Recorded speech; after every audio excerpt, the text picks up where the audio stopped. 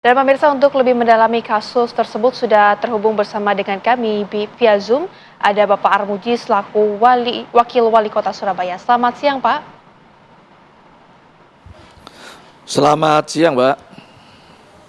Baik, Pak Armuji, ini mungkin bisa dijelaskan kronologi awalnya seperti apa, terutama informasinya adalah Anda melakukan sidak terlebih dahulu. Silakan, Pak. Terima kasih. Jadi ada warga yang telah melaporkan ke rumah aspirasi ini. Karena setiap hari Selasa kita membuka ruang tempat di mana warga akan melaporkan atau akan memberikan suatu informasi kejadian-kejadian yang mereka alami. Nah, salah satu warga yang bernama Nila ini memang kerjanya di PT tersebut, UD tersebut, dan mereka memang sebagai tetangga saya, kebetulan mereka juga orang Kediri, orang Pare. Nah, saya tanya dengan detail kronologi yang mereka alami, termasuk dalam hal ini adalah penahanan ijazah asli. Saya terus meminta langsung dari tempat ini juga, tempat ruang aspirasi ini, telepon ke bosnya langsung. Tetapi telepon saya melalui WA itu kan harusnya mesti keluar nama saya. Karena apa, saya pakai nomor telepon pribadi saya. Tapi di reject sampai 2-3 kali. Oke, saya bilang nanti kita tentukan harinya, sidak ke tempat kantor atau perusahaan tersebut yang ada di Margo Mulyo. Saya ke sana, saya undang lurah, camat atau instansi terkait ikut mendampingi saya. Maka kita dengan baik-baik datang, mengetuk pintu, dan kita juga ngebel sampai beberapa menit kita berdiri di situ. Maka kita dikasih tahu sama yang namanya Nila ini nomor HP-nya. Mungkin kalau saya pakai nomor HP saya, kalau tahu datang ke saya ke sana kan mungkin nggak diangkat lagi. Maka ajudan saya tak suruh nelpon. Coba telepon pakai HP kamu. Ditelepon nyaut. Nah, pertama yang angkat adalah Hendy. Hendy ini adalah suaminya. Saya ngomong-ngomong dengan baik-baik seperti ada yang di video itu, terus dimatikan. Ditelepon diulang lagi sama ajudan saya. Ini yang ditelepon adalah Diananya. Diana ditelepon, diangkat, saya speaker langsung, saya ngomong. Nah, saya ngomong, ya toh, saya langsung memperkenalkan diri bahwa saya wakil wali kota Surabaya. Ditanya keperluannya apa? Nah, keperluan saya adalah ingin memfasilitasi untuk mencari jalan keluar di mana ada warga yang telah ijazahnya ditahan. Nah, Diana ngomong, aku tidak kenal kamu, macam-macam bla bla seperti yang di video itu. Bahkan saya kan dikatakan penipu. Saya muntap, wah panas-panas, jam 1 siang lagi. Nah, saya dibilangi penipu sampai diulang 2 kali seperti yang di video itu. Saya tidak mengurang dan tidak menambah. Maka dengan logat Surabaya, karena di depan itu kan ada CCTV-nya dia. Saya bilang, matamu itu enggak lihat, itu kan ada CCTV. Itu kan bukan berarti saya merendahkan dia, bukan berarti saya untuk mengumpat dia secara sengaja, tapi itu secara spontan. Terus setelah lama kemudian teleponnya di reject. Nah, halo, halo, ya. Oke, baik. HP-nya di reject, mati. Ya, dimatikan. Ya sudah, saya besoknya atau langsung pada hari itu juga, karena mereka juga tidak ada niatan baik pada saat itu, ya sudah, saya kan biasa melaporkan kinerja saya. Gunanya sosial media itu bukan untuk gaya-gayaan, bukan untuk kita mencari pamor, bukan itu semua. Tujuan saya adalah setiap laporan warga yang saya tindak lanjuti, pasti saya dokumentasi saya supaya diketahui oleh orang banyak bahwa seorang wakil wali kota itu mau menerima aspirasinya warga, mau menindaklanjuti, dan kita juga mau melaporkan kepada warga yang lainnya. Oleh karena itu viral lah seperti itu. Sampai yang lihat Baik, sudah Pak. hampir 30 juta itu sekarang itu.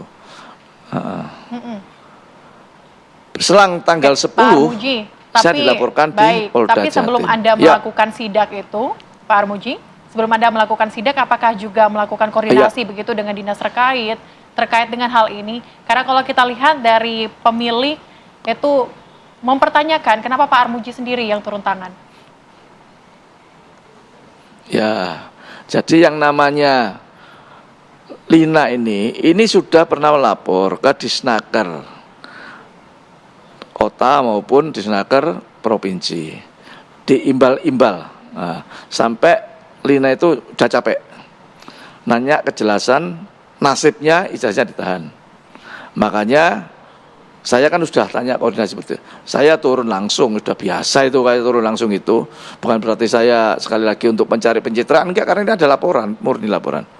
Dan saya sudah memberikan, tadi yang saya katakan, saya sudah memberitahu kepada dinas-dinas terkait untuk sidak ke sana. Nah, soal mereka dinasnya datang atau enggak, yang jelas lurah camat datang ke sana juga. Itu kronologinya seperti itu. Nah, tanggal 10 saya dilaporkan di Polda. Ya nggak apa-apa, namanya laporan, setiap warga negara kan boleh melaporkan segala sesuatunya. Makanya saya bikin klarifikasi lagi di dalam video bahwa sebenarnya yang dicemarkan itu kan saya dikatain penipu sampai diulang 2 kali. Maka timbullah suatu gejolak masyarakat Surabaya dari semua komen yang ada di sosmed apa saja, itu telah menyalahkan yang namanya Diana. Maka saya didorong oleh semua warga yang ada, didorong oleh semua kawan-kawan saya, laporkan balik saja. Itu sebagai hak kamu untuk melaporkan balik. Nah, untuk niat melaporkan sebenarnya kita itu adalah hari Rabu Baik, Pak Armuji. besok. Makanya Baik, ya. Pak. Baik, ini informasinya juga Pak Armuji sudah Halo, bertemu ya. dengan pemilik perusahaan tersebut. Dan kemudian juga adanya kesepakatan damai. Namun untuk sidak ini ke depannya sendiri apakah akan masih tetap dilakukan? Atau seperti apa Pak Armuji? Kenapa? Ya, informasinya Pak Armuji Ya, ini sudah bertemu jadi dengan begini. pemilik perusahaan. Nah, Ya, silakan, kemarin Pak. Diana itu ada, ya kemarin hari Senin Diana itu melalui teman saya Diana itu minta dimediasi bertemu dengan saya.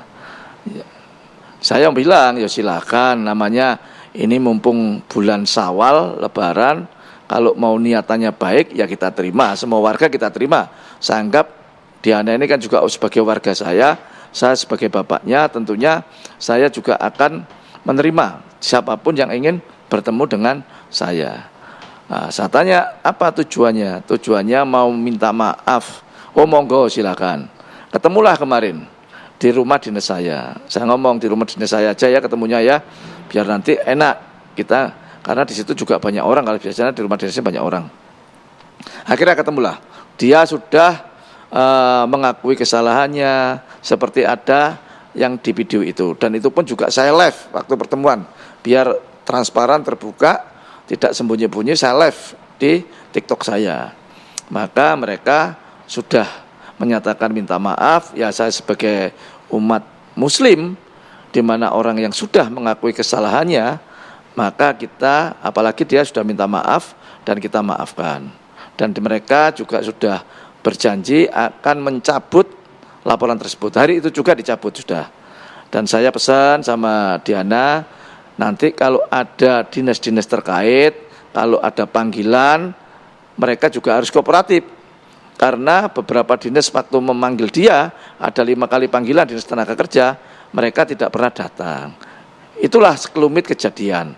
Dan saya pun dengan mereka sudah mencabut laporan yang di saya pun juga tidak akan melaporkan balik dia. Tetapi ada satu proses lagi yang mungkin dihadapi mereka. Karena para anak-anak yang pernah kerja di situ, yang ijazahnya ditahan, ada sekitar 20 anak ini menempuh proses hukum, yaitu mereka konsekuensinya harus dihadapi, dan pemerintah kota dalam ini mendampingi anak-anak ini proses hukum yang dilakukan oleh mantan para pekerjanya, seperti itu. Baik, Pak Armuji, terima kasih penjelasan langsung Anda. Selamat siang dan sehat selalu.